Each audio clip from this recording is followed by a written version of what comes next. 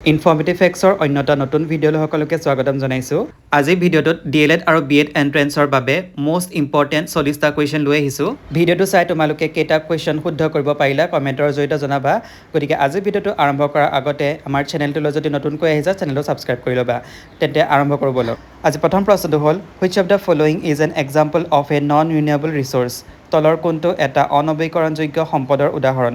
Solar energy, wind energy, coal, tidal energy. আৰু ইয়াৰ শুদ্ধ উত্তৰটো হ'ব coal. Next question, the conversion of a raw material into a more valuable product is an example of which sector.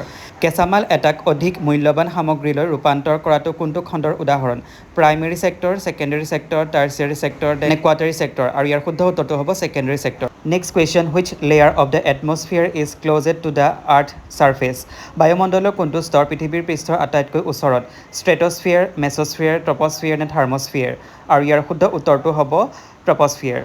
Next question, in which layer of the atmosphere do most weather phenomena take place. বায়ুমণ্ডলৰ কোনটো স্তৰত বেছিভাগ বতৰৰ পৰিঘটনা সংঘটিত হয়?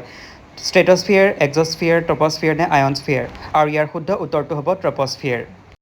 Next question, the ozone layer which protect life on a earth from harmful ultraviolet raise is found in the. পৃথিৱীৰ জীৱৰ বাবে ক্ষতিকাৰক অতিবেঙুনীয়া ৰশ্মিৰ পৰা ৰক্ষা কৰা অ'জন স্তৰটো ক'ত পোৱা যায়?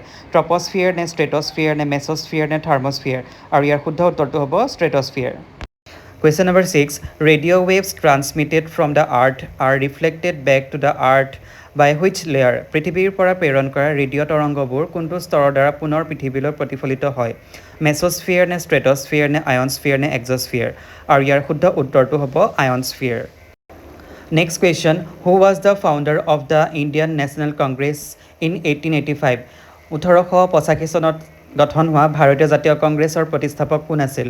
Mahatma Gandhi, Allan Octavian Hume, Umesh Chandra Banerjee, Bal Gangadhar Tilak. আৰু ইয়াৰ শুদ্ধ উত্তৰটো হ'ব Allan Octavian Hume. Next question, in which year did the partition of Bengal take place under Lord Curzon. Lord কাৰ্জনৰ অধীনত কোন চনত বংগ বিভাজন হৈছিল? 1901, 1905, 1911 নে 1991। আৰু ইয়াৰ শুদ্ধ উত্তৰটো হ'ব 1905। Next question, the Jallianwala Bagh massacre took place in Amritsar on. অমৃতসৰৰ জালিয়ানাৱালাবাগ হত্যাকাণ্ড সংঘটিত হয় 13 এপ্ৰিল 1919, 15 আগষ্ট 1919, 26 আগষ্ট 1920, 10 মে 1987। আৰু ইয়াৰ শুদ্ধ উত্তৰটো হ'ব 13 April 1919। Next question, who was the leader of the Indian national army. ভাৰতীয় ৰাষ্ট্ৰীয় সেনাৰ নেতা কোন আছিল? ভগত সিং, সুভাষ চন্দ্ৰ বোস, চন্দ্ৰশেখৰ আজাদ, জৱাহৰলাল নেহেৰু। আৰু ইয়াৰ শুদ্ধ উত্তৰটো হ'ব option B, Subhash Chandra Bose. Next question, the non cooperation movement was called off by Gandhiji due to which incident. গান্ধীজীয়ে কোনটো ঘটনাৰ ফলত অসহযোগ আন্দোলন প্ৰত্যাহাৰ কৰিছিল? Jallianwala Bagh massacre, Chauri Chaura incident, partition of Bengal, Kakori conspiracy. আৰু ইয়াৰ শুদ্ধ উত্তৰটো হ'ব option B, Chauri Chaura incident. Next question, when did the constitution of India formally come into force. ভাৰতৰ সংবিধান আনুষ্ঠানিকভাৱে কেতিয়া কাৰ্যকৰী হৈছিল? 26 নৱেম্বৰ 1949, 15 আগষ্ট 1947, 26 জানুৱাৰী 1950 নে 30 জানুৱাৰী 1948। আৰু ইয়াৰ কাৰেক্ট আনচাৰটো হ'ব 26 জানুৱাৰী 1950। Next question, the idea of the preamble in the Indian constitution was borrowed from which country.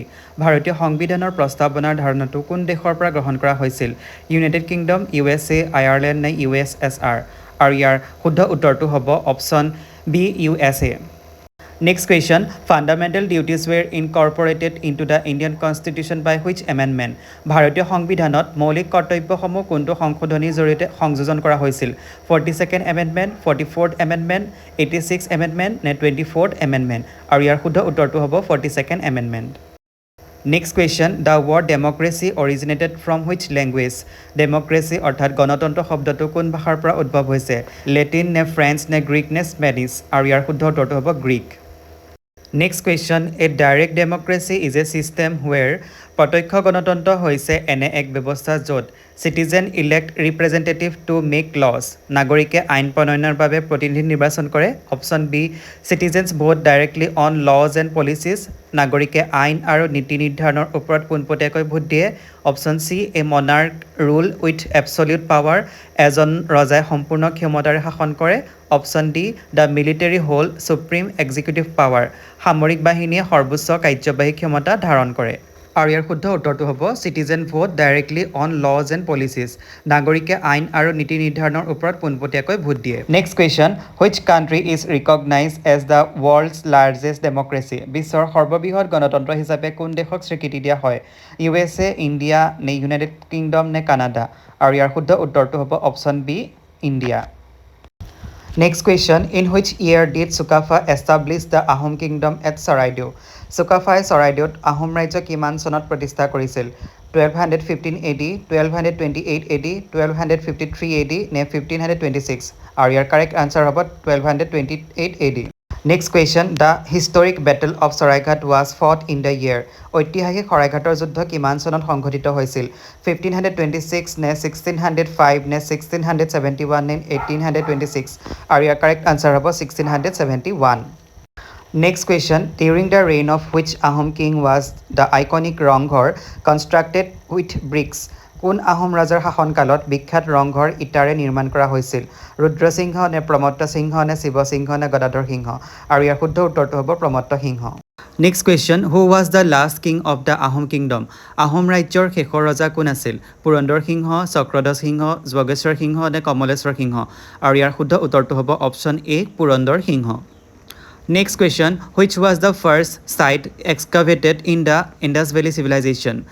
Hindu সভ্যতাৰ কোনটো স্থান প্ৰথমে খনন কৰা হৈছিল মহেঞ্জোদাৰো হৰপ্পা লেনোথাল নে কালিবাংগান আৰু ইয়াৰ শুদ্ধ উত্তৰটো হ'ব option B Harappa Next question, the famous Great Bath of the Indus Valley civilization was discovered at Hindu সভ্যতাৰ বিখ্যাত মহান স্নানাগাৰ কোন ঠাইত আৱিষ্কাৰ হৈছিল হৰপ্পা নে মহেঞ্জোদাৰো নে ৰোপাৰ নে ধোলাভিৰা আৰু ইয়াৰ শুদ্ধ উত্তৰটো হ'ব option B Mohenjodaro Next question, who was the constitutional head of the Indian Union? ভাৰতীয় সংঘ অৰ্থাৎ কেন্দ্ৰীয় চৰকাৰৰ সাংবিধানিক প্ৰধান কোন প্ৰাইম মিনিষ্টাৰ নে প্ৰেছিডেণ্ট নে চিফ জাষ্টিছ অফ ইণ্ডিয়া নে স্পীকাৰ অফ লোকসভা আৰু ইয়াৰ শুদ্ধ উত্তৰটো হ'ব option B president Next question, how many members can the president nominate to the Rajya Sabha? ৰাষ্ট্ৰপতিয়ে ৰাজ্যসভালৈ কিমানজন সদস্য মনোনীত কৰিব পাৰে 2 10 12 20 আৰু ইয়াৰ শুদ্ধ উত্তৰটো হ'ব option C 12 Next question, who preside over the joint sitting of both house of the parliament? ৰাষ্ট্ৰসংঘৰ দুইটা সদন লোকসভা আৰু ৰাজ্যসভাৰ যৌথ অধিৱেশনত কোনে সভাপতিত্ব কৰে president vice president speaker of Lok Sabha নে প্ৰাইম মিনিষ্টাৰ আৰু ইয়াৰ শুদ্ধ উত্তৰটো হ'ব option C speaker of Lok Sabha Next question, what is the outermost solid layer of the earth called?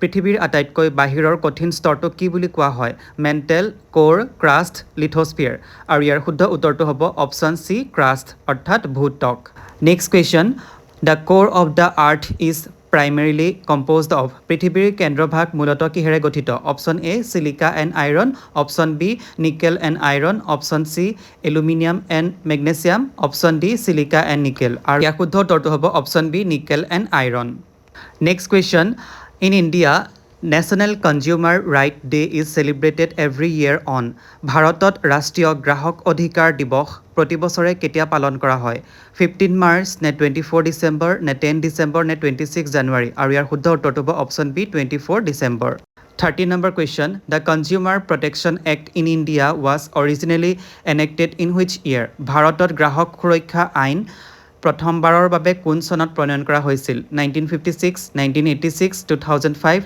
নে 2019 আৰু ইয়াৰ কাৰেক্ট আনসাৰটো হ'ব 1986 Next question, which certification mark represent safety standard assurance on electronic item in India ভাৰতত বৈদ্যুতিক electronic সামগ্ৰীৰ সুৰক্ষা মান চিহ্নিত কৰা প্ৰমাণপত্ৰ চিহ্ন কি এগমাৰ্ক ISR মাৰ্ক হলমাৰ্ক নে FPO মাৰ্ক আৰু ইয়াৰ শুদ্ধ উত্তৰটো হ'ব ISI mark Next question, which financial institution is specially dedicated to agricultural and rural development financing? কৃষি আৰু গ্ৰাম্য উন্নয়নৰ বাবে ঋণ আৰু বিত্তীয় সহায় আগবঢ়োৱা বিশেষ বিত্তীয় প্ৰতিষ্ঠান কোনটো SIDBI, IDBI, NABARD নে Exim Bank আৰু ইয়াৰ শুদ্ধ উত্তৰটো হ'ব NABARD Next question, which is the cheapest mode of transport for carrying heavy and bulky goods over long distance? দীঘলীয়া দূৰত্বলৈ গধুৰ আৰু ডাঙৰ আকাৰৰ সামগ্ৰী পৰিবহণৰ বাবে আটাইতকৈ সস্তা পৰিবহণ মাধ্যম কোনটো ৰোডৱে ৱাটাৰৱে এয়াৰৱে নে ৰেলৱে আৰু ইয়াৰ শুদ্ধ উত্তৰটো হ'ব option B waterway Next question. The longest river bridge in India, the Bhupen Hazarika Setu, Dhala Hodiya Setu, is built on which river? ভাৰতৰ দীঘলতম নদী সেতু ভূপেন হাজৰিকা সেতু বা ধলা শদিয়া সেতু কোন নদীৰ ওপৰত নিৰ্মাণ কৰা হৈছে? ব্ৰহ্মপুত্ৰ, লোহিত, বৰাক, সোৱণশিৰি। আৰু ইয়াৰ শুদ্ধ উত্তৰটো হ'ব option B. Lohit. Next question. The headquarter of the North-East Frontier Railway (NFR) zone is located at উত্তৰ-পূব সীমান্ত ৰেলৱেৰ মুখ্য কাৰ্যালয় ক'ত অৱস্থিত? গুৱাহাটী, মালিগাঁও, নে ডিব্ৰুগড়, নে যোৰহাট, নে শিলচৰ? আৰু ইয়াৰ শুদ্ধ উত্তৰটো হ'ব option A. Guwahati, Maligaon. Next question. What is the main advantage of pipeline transport? Pipeline পৰিবহণৰ মুখ্য সুবিধা কি? অপশ্যনখিনি দিছে হাই ফ্লেক্সিবিলিটি, অধিক নমনীয়তা, option B can transport solid structure anywhere easily, যিকোনো ঠাইলৈ কঠিন বস্তু সহজে কঢ়িয়াই নিব পাৰে, option C low' transshipment losses and continuous supply of liquid gas, স্থানান্তৰজনিত ক্ষতি কম হয় আৰু তৰল পদাৰ্থ গেছৰ অবিৰত যোগান দিয়ে, option D safest for human passenger, যাত্ৰী পৰিবহণৰ বাবে আটাইতকৈ নিৰাপদ। কাৰেক্ট আনচাৰটো হ'ব option C low' transshipment losses and continuous supply of liquid oblique gas. Next question. The rapid increase in food grain production, especially wheat and rice in India is known as ভাৰতত খাদ্য শস্য বিশেষকৈ গম আৰু ধান উৎপাদনৰ দ্ৰুত বৃদ্ধি কি বুলি কোৱা হয়? White revolution, blue revolution, green revolution নে য়েলো ৰিভলিউশ্যন? আৰু ইয়াৰ কাৰেক্ট আনচাৰ হ'ব green revolution. Next question. The first state created on a linguistic language basis in India in 1953 was 1953 চনত ভাষাভিত্তিক গঠিত ভাৰতৰ প্ৰথমখন ৰাজ্য আছিল অন্ধ্ৰপ্ৰদেশ, পাঞ্জাৱ, ৱেষ্ট বেংগল নে তামিলনাডু? আৰু কাৰেক্ট আনচাৰ হ'ব Andhra Pradesh. Next question. The Planning Commission of India was replaced by which new body in 2015? ভাৰতৰ পৰিকল্পনা আয়োগ প্লেনিং কমিশ্যন 2015 চনত কোন নতুন সংস্থাই প্ৰতিস্থাপন কৰিছিল? নেশ্যনেল ডেভেলপমেণ্ট কাউন্সিল, নীতি আয়োগ, ministry of finance, economic advisory council. আৰু ইয়াৰ কাৰেক্ট আনচাৰ হ'ব নীতি আয়োগ। আজি শেষৰটোৰ প্ৰশ্ন, who was the Ahom king that created the administrative post of Borpatra Gohain to expand administration? প্ৰশাসন সম্প্ৰসাৰণৰ বাবে বৰপাত্ৰ গোহাঁই পদ সৃষ্টি কৰা আহোম ৰজা কোন আছিল?